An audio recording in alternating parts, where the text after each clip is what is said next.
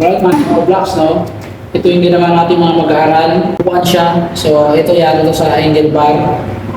Angle bar. So, ito yari sa bearing. Sa bearing. Tapos may mga lock. Ayan, may mga lock siya. Ayan, may mga lock siya. Ayan. Mga lock siya. So, yari sa bearing. And ito, yari ito sa rear ng motor. Ayan. Ito. So, ito mga ka-blocks, nasa dyan, and yan ay umiikot. Ayan. Umiikot yan mga ka-blocks. Alright?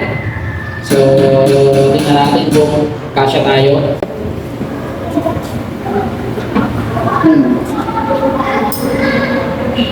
Alright, so ayan, ganyan mga ka-blocks, no? Kaya, nagsan tayo. Susunod ay gawa tayo. Ayan mga ka-blocks. Ayan. Diba? Diba? Okay na?